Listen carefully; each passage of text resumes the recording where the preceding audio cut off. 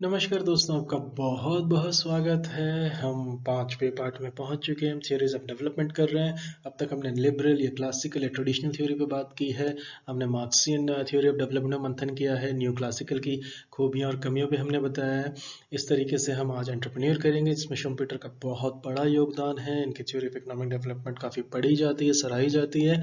इसको देखते हैं, इसमें क्या खामियां रही हैं, इसमें क्या खूबियां रही हैं। चलिए हम इसको शुरू करते हैं। उससे पहले ये सारी बातें हम कर चुके हैं। गवर्नमेंट के रोल के हिसाब से डेफिनेशनल ओईसीडी कंट्रीज के सोशल प्रोग्राम्स, किस तरीके का हेल्थ केयर है, किस तरह का एग्रीकल्चर सब्सिडाइज्ड है, किस तरीके से चाइना जो है नाम सोशलिज्म है लेकिन उनके पब्लिक सेक्टर टेकिंग किस तरीके से कैपिटलिज्म में बात करती हैं, किस तरीके से बेहतर कर रही है उनकी इकोनॉमी। उसकी इकोनॉमी ने बेहतर किया है 1980 के बाद। डबल डिजिट ग्रोथ में किस तरीके से रही हैं। अब जो इतना कोविड के बाद वहीं से शुरू हुआ था, लेकिन फिर भी वर्ल्ड बैंक अपडेट के हिसाब से 2% पे ग्रो करेंगी। लेकिन बहरहाल उसमें चिंता जताई गई है। लेकिन इन सब के बावजूद हम जो थ्योरी ऑफ विकास का जो क्रम है, जो उसकी संरचना है, जो उसका स्वरूप है, किस तरीके से इसने वेस्टर्न इकोनॉमीज को शेप किया है, किस तरीके से उस ज्ञान को इन्होंने बाकी दुनिया पर एक तरीके से थोपा भी है, एक तरीके से इंस्पायर भी किया है, उनको दिशा भी दिखाई है और आम ट्विस्ट भी किया है। इसमें कोई दो राय नहीं है। चलिए हम इसको शुरू करते हैं, जो बहुत important theory of entrepreneur theory of development है। एंटरप्रेन्योर थ्योरी ऑफ डेवलपमेंट का जो बुनियादी है एक तरीके से जो शुम्पीटर हैं, जोसेफ शुम्पीटर जी हैं, ये उनका थोड़ा ये मार्क्स से बहुत प्रेरित रहे हैं। इनको मार्क्स जिसमें कोई छुपी बात नहीं है, लेकिन इन्होंने एनालिटिकल जो टूल्स हैं मार्क्स के द्वारा जो गए हैं उनको इन्होंने बेशक रिजेक्ट किया है, लेकिन एक तरीके से उनको इन्होंने अच्छा अध्ययन किया होगा, इसीलिए इन्होंने इस तरह की बातें की हैं। तो एंटरप्रेन्योर थ्योरी जो है हम इस पर बहुत डिटेल से बात करेंगे। इसको हम शुरू करते हैं। और जिस तरह से लीडरशिप ओनरशिप इसमें जो विरोधाभास रहा है, तो जो ये थ्योरी थी, जैसे कि मैं बार बार कह रहा हूँ कि एक्सपाउंडेड इन्होंने शम्पीटर जी ने इसको प्रतिपादन किया था एक तरीके से, और जो अदर राइटर्स ने भी इसमें कंट्रीब्यूट किया है इस विचार को, जो ये इस तरीके का एंटरप्रेन्योरियल विचार है, इसको और ज़्यादा सुदृढ़ करने में। और इकोनॉमिस्ट का भी योगदान रहा है। लेकिन शम्पीटर जो थे, ये जैसा मैंने अभी कहा कि मार्क्स से इन्फ्लुएंस थे, इन पे मार्क्स का एक प्रभाव था, तो इन्होंने एनालिटिकल टूल जो थे मार्क्स उसको रिजेक्ट भी किया था। तो इन्होंने जिस तरीके से ये, क्योंकि बिलीव नहीं करते थे कि जो विकास है, जो डेवलपमेंट है, वो एक तरीके का ग्रेजुअल और या कंटिन्यूस प्रोसेस है।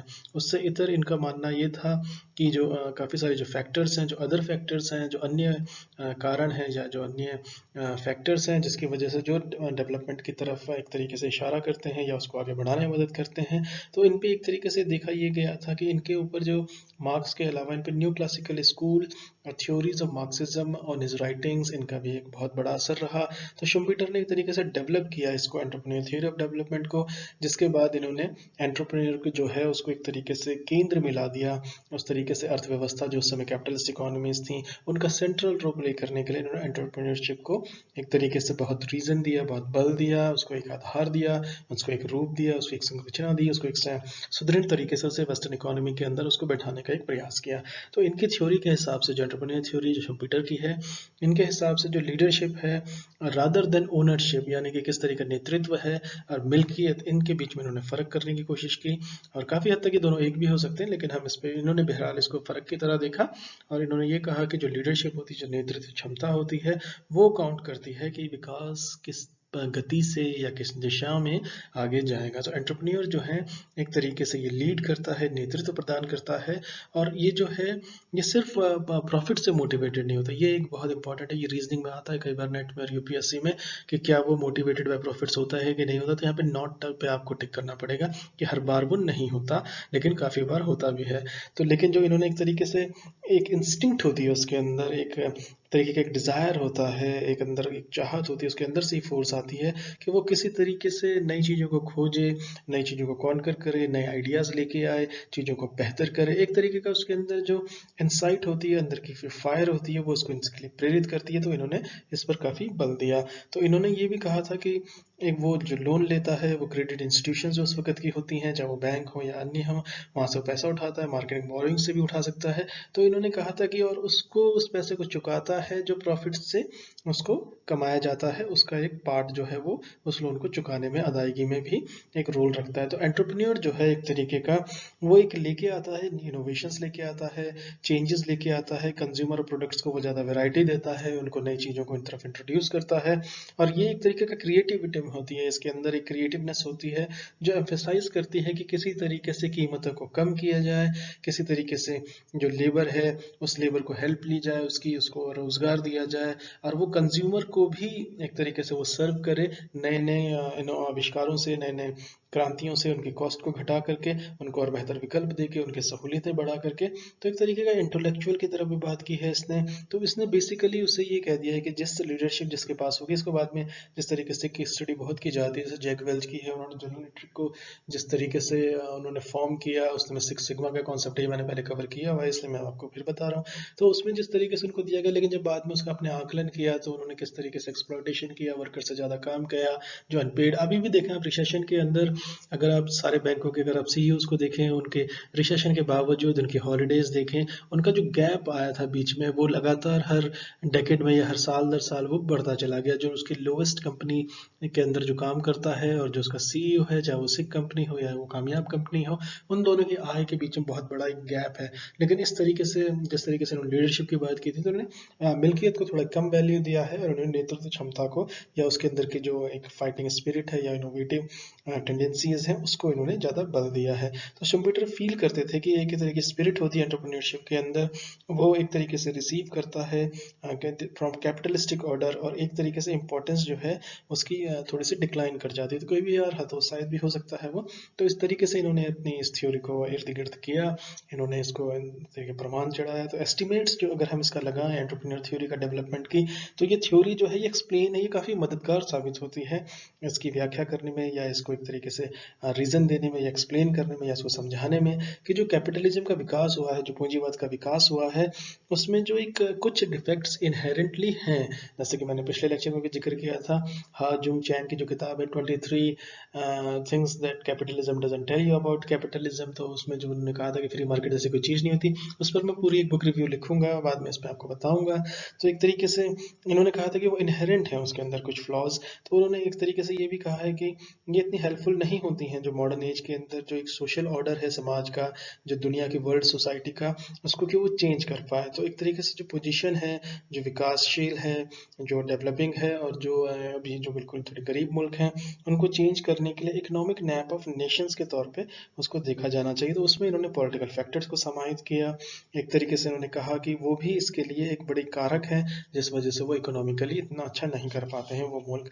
तो एक तरीके से इन्होंने जो एंटरप्रेन्योर की थ्योरी थी, ये उन्हीं की एज के लिए एप्लीकेबल नहीं थी, बल्कि ये आगे के लिए भी काफ़ी अच्छे से देखी गई। और इन्होंने जो रूल असाइन किया था शुम्पेटर ने एंटरप्रेन्योर को, ताकि वो उसमें नए इनोवेशंस लेके आए, एक स्पिरिट ऑफ एडवेंचरिज्म, एक तरीके का रिस्क लेने की एबिलिटी को लेके आए, एक तरीके से उसमें रिवॉर्ड्स भी हों। तो जो क्रिएशन एक तरीके goods modifying taste of the consumers, इनको वैरायटी दी जाए, चीज़ों की कीमतें कम की जाए, उसमें टैग एक तरीके से हम उसको कह सकते हैं इकोनॉमीज ऑफ स्केल, जो उन्होंने नहीं कहा था लेकिन ये उसकी तरफ भी इशारा करता है, जिसको बाद में काफ़ी ज़्यादा एमएनसीज ने उसको भुनाया। तो ये जो सारी एक्टिविटीज़ थी, एंटरप्रेन्योर ने इस तरीके से बिग कॉरपोरेशंस की तरफ बहुत साफ इशारा किया था। इन्होंने कहा था कि जो ये कम्पीट करते हैं पूंजीवाद समाज के अंदर, जो शुम्पेटर के व्यू के हिसाब से इनका जो सोचना था, उन्होंने कहा था न्यू जो इनोवेशंस हैं, एंटरप्रेन्योर्स हैं, इसको बैंकों द्वारा फाइनेंस कराना चाहिए, इसको जो क्रेडिट इंस्टीट्यूशंस हैं, जो वित्तीय संस्थाएं हैं, उनको भी इसके आगे आना चाहिए।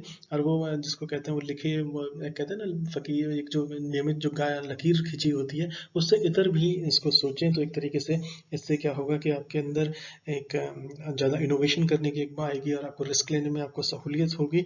और जिस तरीके से सोशलिज्म जो है, इसको एक तरीके से इस वाली बात से सोशलिज्म एक वक्त में ये कैपिटलिज्म में रिप्लेस हो जाएगी। तो ये भी बात सही नहीं हुई, आगे जाके हमने देखा है, आज भी काफ़ी सारी कंट्रीज हैं तो अडेप्ट किया है उन्होंने। और वेस्टर्न कंट्रीज जो कैपिटलिज्म के एक तरीके से उनके उनको ध्वज धारक रहे हैं, उनका जो झंडा लेके चलने वाले हैं, लेकिन उन्होंने भी सोशल प्रोग्राम्स की अहमियत को समझा और अपने यहाँ इंट्रोड्यूस करवाया। तो इसको देखा जाए तो एक तरीके से जो एंटरप्रेन्योर का जो फिनोमिना है, ये एक तरीके से एक जोड़ता है, या एक तरीके का एक पिरोने की कोशिश करता है, जिसमें सोशल ऑर्गेनाइजेशंस जो हैं वो भी एक तरीके से सही नहीं रहा है। ये हमने देखा है किस तरीके से गरीब और गरीब हुआ है, अमीर और अमीर हुआ है। तो इंडस्ट्रियल इकोनॉमिक डेवलपमेंट जो है, ये जो इसके जो भूमिका है या जो इसको चलने का जो मॉडल है, ये ऑर्डिनरी कॉमर्शियल एक्टिविटी से थोड़ा सा इतर है। इसको शुम्पीटर जी ने थोड़ा सा इग्नोर किया या थोड़ा इसको महत्व नहीं दिया।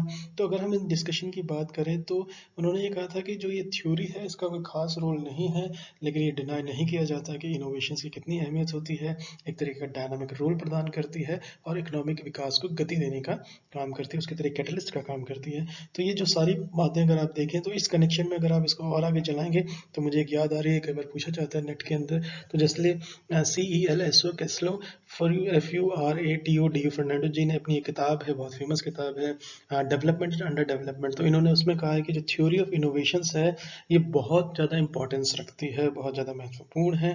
और इसको जो अटेम्प्ट है इसने एक तरीके से आधार दिया या इसने इसको उसको सांचे में ढालने के लिए बहुत अच्छे से इसको भूमिका निभाई कि जो अन्य थ्योरी ऑफ कैपिटल एक्यूमुलेशन के जो उसके साथ जो मिसकंसेप्शन से या उसके साथ जो खामियां थी उनको एक्सप्लेन करने में जो कमी रह गई थी उसको शुम्पीटर की जो है एक तरीके से ढक दिया या उसको बहुत अच्छे से एक्सप्लेन किया ताकि सब लोग इसके लिए रजामंदी दिखें। क्योंकि इनोवेशन की बात करेंगे, लीडरशिप की, आप अपने को अपने जिस तरह आपकी एबिलिटीज़ को बढ़ाने की बात करेंगे तो किससे इनकार हो सकता है। तो कहते हैं ना कि बार आप इतना रेस कर दो कि अपोजिशन वाले भी आपकी सराहना करने लगे, तो कुछ ऐसा ऐसा कुछ हुआ है। तो यहाँ पर लेकिन शुम्पीटर जी जानते थे इसके इनहेरेंट में जो, क्योंकि मार्क्स से भी इन्फ्लुएंस, उन्होंने मार्क्स पूरा पढ़ा हुआ होगा। तो उसके बाद जो उन्होंने जिस तरीके से देखा है तो इस तरीके एंटरप्रेन्योरशिप का एक अपना लिमिटेड रोल रहा है इसके एक थॉट में। तो ये जो सारी चीज़ें हुई हैं, लेकिन इसको जो टू मच एम्फेसिस देना भी एक तरीके से हार्मफुल हो सकता है इकोनॉमीज के लिए, हमने बाद में देखा है। जिस तरीके से ओवर एक्सप्लॉयटेशन हो जाता है, जैसे मैंने आपको भी रिसेशन के दौरान जो बैंक के CEOs थे, आप उनके पे पैकेजिंग, आप टैक्स हेवंस में उनकी प्रॉपर्टी का अंदाजा देखें। आप इंडिया का ही केस ले लें, इसमें 9 लोगों के पास अगर 64% प्रॉपर्टी में है तो 137 करोड़ जो है वो सिर्फ 34% के लिए ही जद्दोजहद कर रहे हैं। तो ये अपने आप में कुछ बताता है हमें। तो अगर हम टू मच एम्फेसिस देते हैं तो इसको बाद के इकोनॉमिस्ट ने कहा है कि ये भी एक तरीके से सही नहीं है या एक हार्मफुल इफेक्ट दिखाएगा इकोनॉमी के अंदर। चलिए हम आपसे शुरू में, तो thank you so much for listening. अब थ्योरी ऑफ इकोनॉमिक मैच्योरिटी रह गया, उसके बाद हम थ्योरीज ऑफ अंडर डेवलपमेंट करेंगे। ये एग्जाम पर्सपेक्टिव से बहुत इंपॉर्टेंट होने वाला। चलिए, thank you so much for listening. नमस्कार दोस्तों।